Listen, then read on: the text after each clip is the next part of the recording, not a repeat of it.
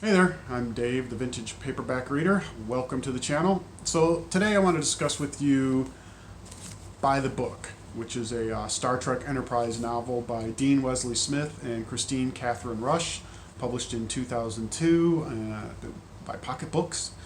But before I get into that, I want to get into a little bit of a backstory about my particular personal relationship with Star Trek. So it all started back in the mid 70s, I guess it was.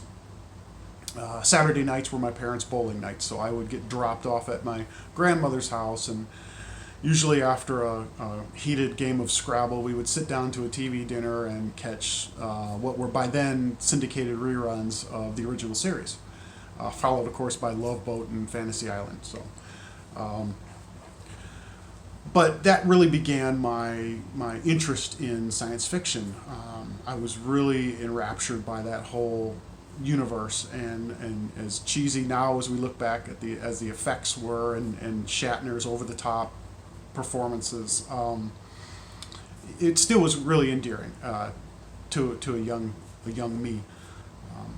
But then along came Star Wars. And I do remember to this day waiting in line with my dad, I mean, for a long time, the opening weekend. I don't remember if it was the Friday or Saturday, or even maybe it was Sunday. I don't know. One of those days, it was in the evening, late afternoon. I remember waiting in line quite a long time to get to see it. And I was blown away. So many were. And I totally fell into that whole culture. Bought all the toys. Hell, if I'd have kept them and kept them in decent shape, I probably could afford a modest vacation if I were to sell them at this point. But being an 8 or 9 year old, you know what happened. You know how that story ends. But anyway, and then I guess in '79, Star Trek: The Motion Picture came out, trying to capitalize on the whole Star Wars phenomena and success, and kind of reboot maybe the Star Trek universe. But you know, you can't. It's apples to oranges when you're comparing those two films. Let's just leave it at that. But anyway, so yeah, I did throughout the years follow along with all the Star Wars movies as they came out and all the Star Trek movies as they came out. But I always, as much as I enjoyed the Star Wars universe, I always felt more drawn to Star Trek. I never considered myself a Trekkie or anything like that. Never played the role playing game. Never read any of the novels. Never read any of the comic books. None of that stuff. I did, start watching The Next Generation and Deep Space Nine, Voyager, etc., etc. But that was kind of the limit of my immersion into Star Trek, was the films, or the films and the small screen. Uh, but then about this past summer, maybe early summer, late spring, you see these Star Trek novels practically everywhere. Every used bookstore has them. Every thrift store seems to have them. Every antique mall has them, and I always consider them to be novelizations of episodes, and really not. That's just not something I was into.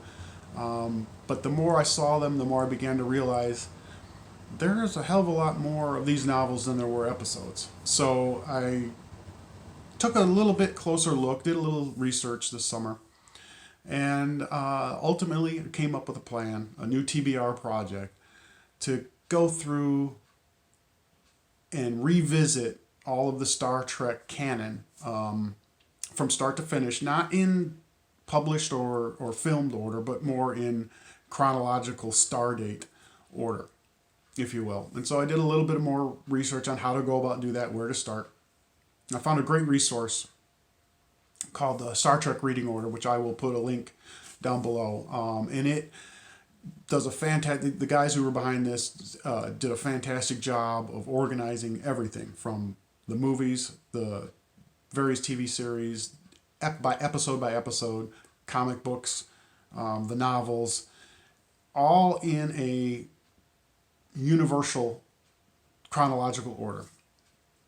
And of course, it starts with the Star Trek Enterprise series. But that's the plan. I'm going to go through these book by book, story by story, episode by episode. I've purchased the original series and Enterprise on Blu-ray. And I've started with the short stories, which actually kick off the whole reading list, and so I've gone through a few of those. But this Enterprise by the book is the first full-length novel in the order of that list. So here we are, just finally getting around to it. So many other TBRs to get through, but anyway, finally getting around to this. Now I think after this there's several more episodes of Enterprise that before the next book, and so it'll be some time before I get to reading on this again. However, that's not what we're here to talk about. We're here to talk about this one. So by the book, it is kind of a parallel story. There are two stories within the novel that are occurring. Cast of characters is what you would expect. Captain Archer, Ensign Cutler, there's Mayweather, Trip, T'Pol.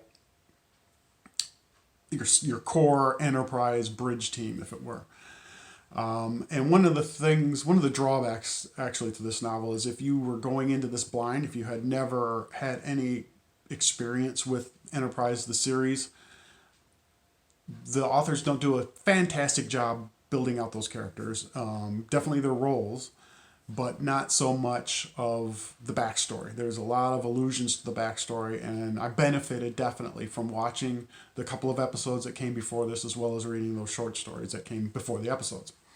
So, I mean, that's a minor flaw. You definitely can get into this if you haven't seen any of the other stuff.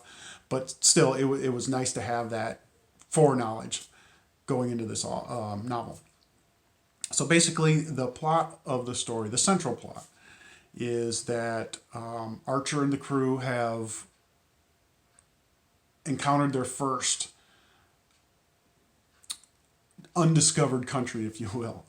Their first planet. This was Earth's very first contact outside of the Vulcans, of course. This is the first Earth-initiated first contact.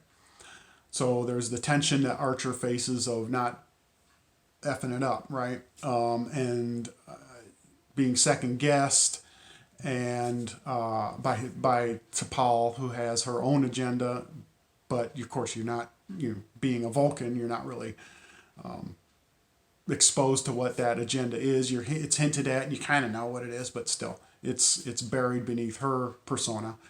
And then at the same time, while that's happening, the crew is finding themselves looking for a way to distract from everything that's going on, the stress, the brain drain of figuring out what's going on with how to communicate with and how to negotiate with these new cultures that they're facing in their first unknown world. And they do so by falling back to an ancient form of entertainment called the role-playing game. And Cutler devises a science fiction-based role-playing game where the crew must put together the pieces of a universal translator, and their first stop is on a ruined city in Mars, and it steps you through playing the game. Basically, it's a game log of this science fiction game, very similar to Traveler in a way, for anybody who's familiar with that. But so that was kind of interesting, and it very much paralleled what was going on in the real world with the alien cultures that Archer was dealing with, and it was kind of an interesting take. I mean, I felt that there were enough parallels to make it interesting, but if you had lost the RPG plot tangent, I don't think you would have lost much in the book. So I think they could have lost that without losing the point of the book, is what I'm trying to say. But other than that, I think it was a decent read. I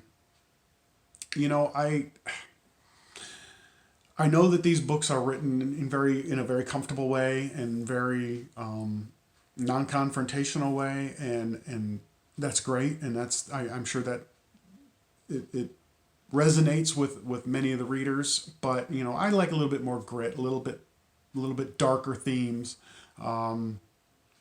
But that's just me. So I found this to be more of a YA oriented story for my liking, and maybe it was intended to be that way. I don't know, but it felt that way. But it still was heady enough to be more of an adult read as well. So, overall, it was okay. Again, it was just a little bit too sterile for my taste, but I enjoyed it enough for what it was. Definitely going to keep reading. I'm not going to stop the whole project based on this. I've heard bits and pieces of other reviewers reviewing later novels, and it just seems to be there's some really good gems in here that I need to get to. But for right now, this is a good start. I think if you wanted to do this reading order in the similar same in a kind of the similar manner, this would be a decent novel to start with. But yeah, so buy the book. Buy the book if you're really interested in following along with the Star Trek in a canonical chronological order. Throwing some big words out there. All right, well, I'm going to stop rambling now before I embarrass myself any further. So thanks, appreciate you if you made it this far. Hope to see you again soon, and hope you have a good rest of your week, and talk to you next time. Bye-bye.